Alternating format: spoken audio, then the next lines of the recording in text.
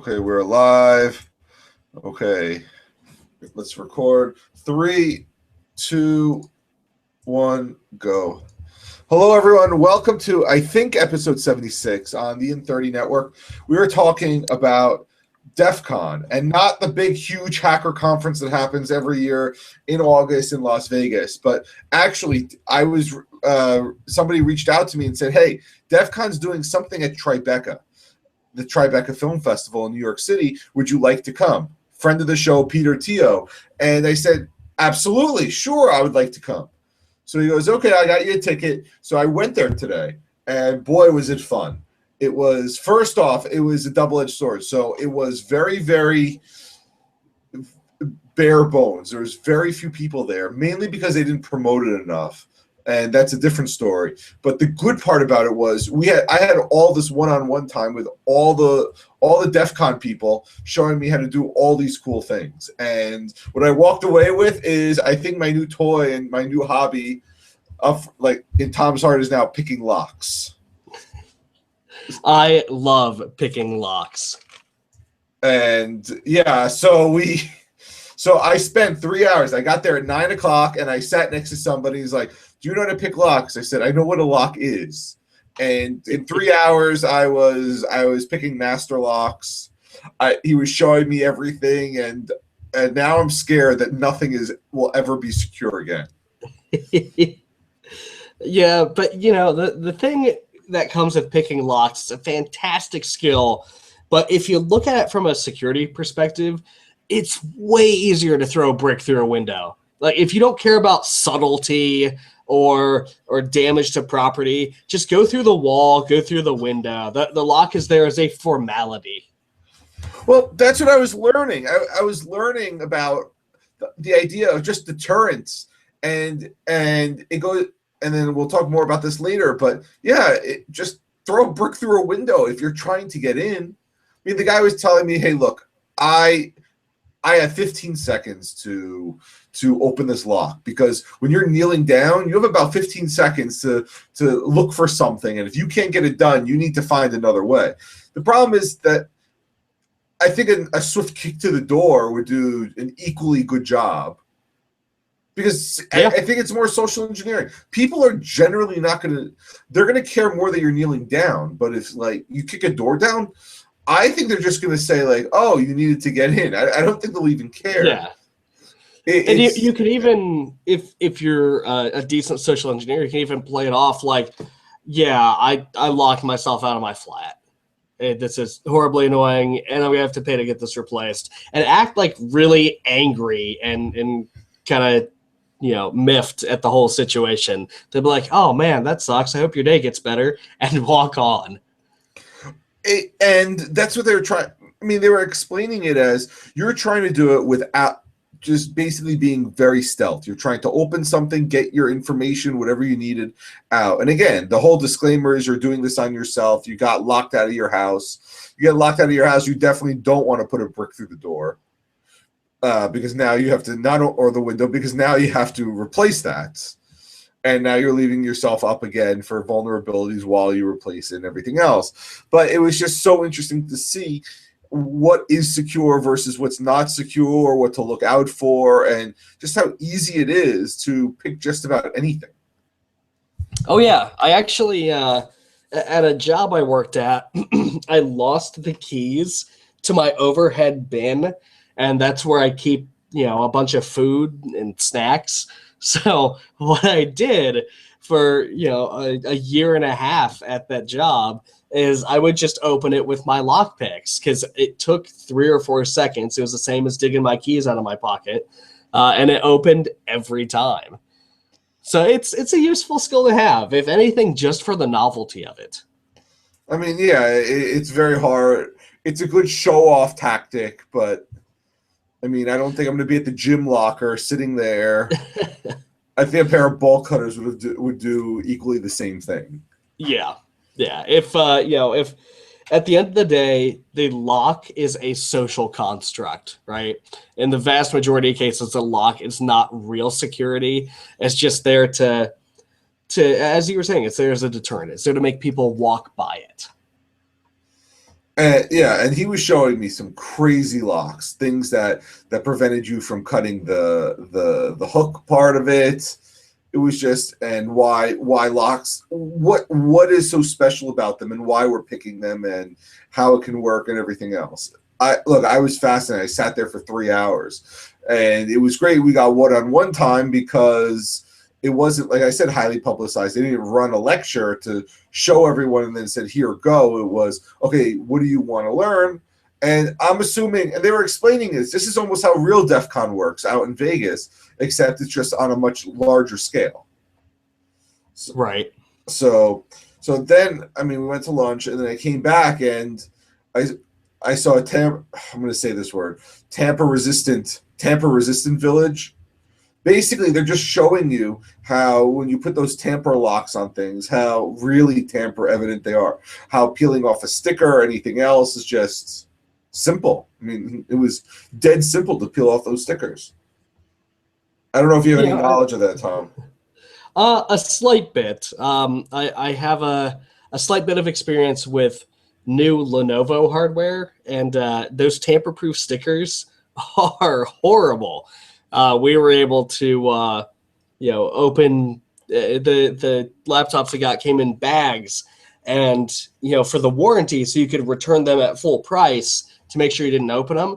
They taped a plastic bag shut, and you could just open it real quick, and the tape would come off in one whole piece. So if you wanted to, you could use the laptop for a while and return it. We didn't do that because we were an ethical business, but that tape, at least the stuff that I've been exposed to, doesn't work too well. I mean, I was sitting there with a syringe and a scalpel putting, and I can't remember the chemical. It's not alcohol. It's stronger than alcohol. Underneath it, and getting the corners off, and then using the scalpel to quickly release it. And I just said to myself, the novelty more is in lockpicking. I feel like more people are just gonna, it's social engineering again. Social engineering. Nobody's gonna care. They're gonna say, oh, the corner's frayed or whatever it is. And the example I was thinking of is some sort of physical lock, not like a master lock, but one that they put, let's say, on the side of your PSE&G box that is basically a tamper-resistant piece of plastic. And I said, right, I would just cut it, do whatever you need to do, and glue it back. Nobody's going to care. And for the most part, that's correct. But the joy is, let's prove that this can actually be done, rather than let's see how many people actually notice. Yeah, it's one of the more classic tenets of hacking. To get data off of a remote computer, you can drive down to the data center, take bolt cutters to the cage, and run off with the server's hard drives. But it's way more fun to try to break in remotely using an injection attack, or by grabbing an admin's password. Don't do that. That's illegal. But it's a lot more fun to do it that way. I mean, if you ever do any renovation on your house, you need a construction permit. And whatever sticky material they use, I swear you can't get it off. And what they do is they put it on your window. So in the front window, and the inspector doesn't care. He just peels the whole thing off, and it's this huge square. It's like 2 inches by 2 inches. And you can't get that off. Like, you could peel it, and you don't want to really rip it because you need it for evidence, but it's not a nice thing. And I think if I learned anything today other than picking locks, is I can buy this chemical compound apparently on Amazon, and I have a syringe and a scalpel, and I can at least get my window clean again. It's kind of amazing how many little hack tools are completely normal things you can use for hacks you can buy on Amazon. You can buy good lock picks on Amazon. You can buy that chemical on Amazon. There's a bunch of stuff. Or like a simple hair dryer, just to heat up the metal or to heat up the plastic, whatever, just to change the temperature inside, and things just pop out. Yeah. It's I mean, they showed us how to open an envelope, or they were about to, and something happened, whatever it is. But there you go. It's like, don't mess with the mail. And here you go. You can be reading your neighbor's mail, and they'll have no idea. If now, I do want to mention this because this is said in a lot of professional lockpicking settings. If you want to get into lockpicking, do it. It's awesome. It's fun. Do not pick a lock you care about. Do not pick a lock you own, because there is always a chance, even if you're a pro, even if you do this every day, that you will mess up that lock and make yourself or your spouse really angry at you. If they can't use the key in the front door again, they will get really angry. Now, I've had to, in emergency situations, pick myself into my own home, but it's very rare, and you shouldn't do it because your keys might not work the same afterwards. With that said, I rather buy the lock after the fact than before the fact. Right. Exactly. So, go on Amazon, get yourself some practice master locks or some clear tumbler locks. They're really fascinating. That's what they were saying today. Yeah, don't do this on the locks you care about. It's like, but where else am I going to practice? I don't want to go spend more money now to get practice locks. I mean, yeah, I got, and we'll link them in the show notes. There's an organization called Tool that I got my picks from, and I also got a bag of, like, I want to say 5 or 6 practice tumbler locks of varying difficulties. One's got, it goes from like 1 to 6 pins, and they've all got keys that come with them, and you can pick them all. Really cool set. It wasn't the cheapest thing in the world, wasn't horribly pricey, but if you want to get started, I highly recommend that. Also, get some cheap master locks, just the standard padlock. They're great. and I'm thinking, let's see if you can actually get it down to 10 or 15 seconds. And again, the whole fun part is I'm sitting laying back on a chair in the right orientation. Then you got to remember, hey, I got to do this kneeling down, looking up, and everything else. But yeah, again, it's all for education. And it's something, if you're used to, sitting playing with your phone while watching TV, try sitting and watching TV and picking locks at the same time. Actually, when I got my lockpick set, I used my phone and my tablet the least I have in my entire existence. I'm telling you, they're saying it's more satisfying than a Rubik's Cube because, yeah, you got it. Here it is, the thing opens, and you're like, wow, I got this open. Yeah, I got this open in a way it's not supposed to be done.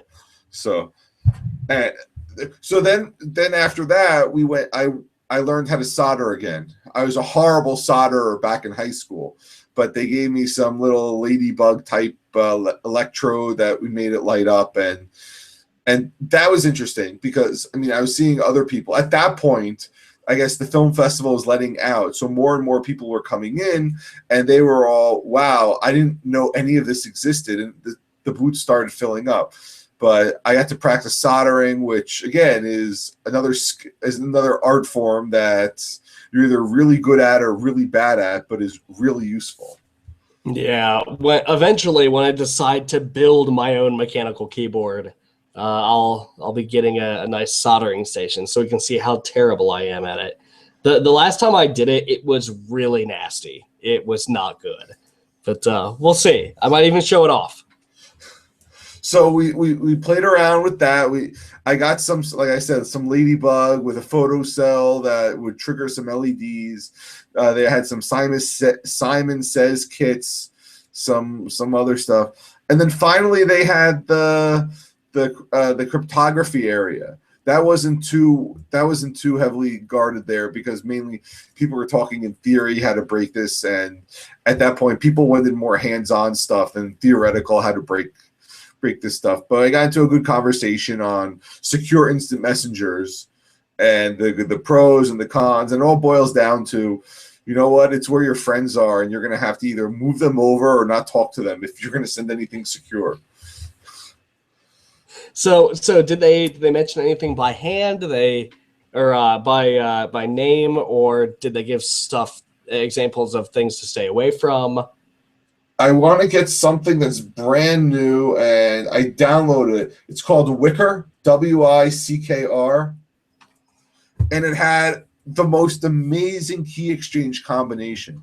Basically, it prevented a man in the middle of attack. You had to, the camera would phone you. Not the camera would turn on, and as you're talking to it, you had to read the encryption key in 2-bit chunks.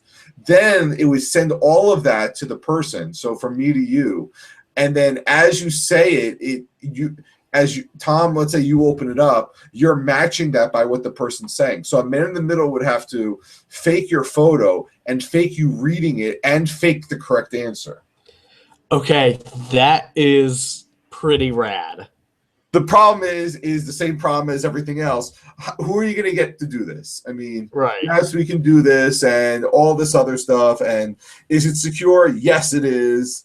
They're working on the code. But as I was telling them, I want an all-encompassing platform. I want something that I can use mainly on my Chromebook, because I'm on the Chromebook a lot. And with that, there come very few options. And we've talked about this over and over and over again. I mean, the only real way to do it on a Chromebook would be, local code in an extension doing the crypto for you. But then again, you have to make sure you're trusting the extension. It's really hard to do this in a nice, reproducible way on every platform. Maybe I should write something in Go. Well, I'm going to leave this to the experts. That's not for me. Well, the hard, and again, we don't want to like really get into this again, but it's people have their workflow, and one of the people there was showing me her folder of 15 different messaging platforms because one friend uses this and one friend uses that, and that's just not tenable. It's just not easy. It's not good to manage.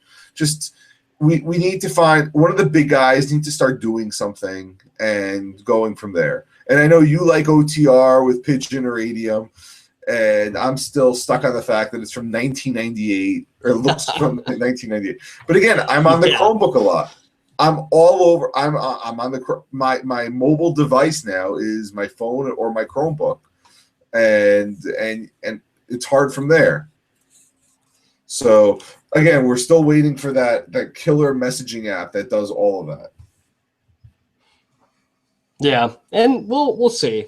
There are some that are getting better, but we'll report it when we get something. So, and then from there I left, but they're going to be there tomorrow. They're going to be there. Well, tomorrow's Friday, then Saturday, and I guess what they're trying to do, they were trying to tell me, is that they want to start branching off and latching onto these bigger events and maybe making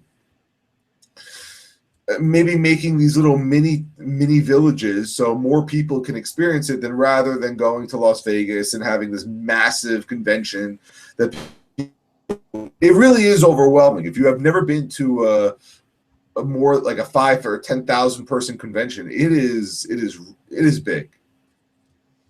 So this was really nice that it was really small and intimate, and you can ask questions, and everyone was really friendly. And it's not like these hackers are these weird underground people who you don't see and everything else. They're just like you and I, and they're just a little more paranoid about everything. That's probably the most accurate way I've ever heard hackers described. No, really, they're just like you and I. They're just a little more paranoid. Well, I mean, apparently, I didn't realize this, but EFF gives little webcam stickers that are opaque, so you can cover your webcam. So do you have? I see those in use everywhere. Now, I don't have one for my current laptop because the build of the Linux kernel I'm using doesn't actually have a driver for this particular camera. So no one could watch me if they wanted to, and I've tried to use the camera and I can't. So I don't need a sticker right now. So, well, I mean, we talk about this all the time, and yes, how you should do that and everything else. And here I am telling people what to do and not doing it myself. But then again, I'm not on my computer all the time anyway, because I have a child who doesn't allow me to do that. So if you want to see an empty room 90% of the day, I mean, go for it. It's but yes, it is something we have to watch out for and everything else. So yeah, that was my experience today. I had a great time. I highly recommend it. Any local hacking areas near you, chapters, whether it be your InfoSec forums or a tools meeting, or even a hacker space or a maker space nearby, you can learn so much from that. Yeah, and just because I have to plug it, if you're near Dayton, Ohio, or even in Columbus or Cincinnati, make the drive down to the Ohio InfoSec Forum, and we've got monthly meetings, free food, great presentations, awesome stuff. I showed off my Wi-Fi grenade. It was awesome. I did a live demo that didn't blow up everything. I'm kind of proud about that. And in July, we'll have a conference with a lot of great speakers we're getting lined up now. So had to throw in the plug, but it's a good time. And, free food. So eat. Free food is always good. Yeah. It's always it's the only reason I work for these guys is the free food. So I don't even have to work for them, but I do. It's but it's amazing. I just keep on going back to, I'm sitting there picking a lock and saying, wow, I did this in a few minutes, and all of a sudden it's I look around, and what I learned, the other thing I learned from either the picking locks or everything, is that these people sat there and figured out a way to make the illusion that something is useless. They look at it and they say, wow, I got this lock. This lock's no problem. Or this sticker, void when removed, I got this. I'll cut the tag off the mattress and I'll be able to put it back on. You won't know that I removed it in the store. And it's just, and nobody knows about it. Nobody understands. People think the master lock is secure. There's a little sign that says, can take a bullet for you and still work. And here you go with somebody with a little metal shim going into a combination lock and opening it like it wasn't even locked. Yeah. It's, part of the hacker mentality is every barrier, every gate is just another challenge. It's just another thing to outthink and outsmart and outperform. And so, yeah. And then you come by and you say, oh, you look at people's security and you say, this is useless. I did see, and I don't know, I don't even know names, so I can't even say, I shouldn't even disclose.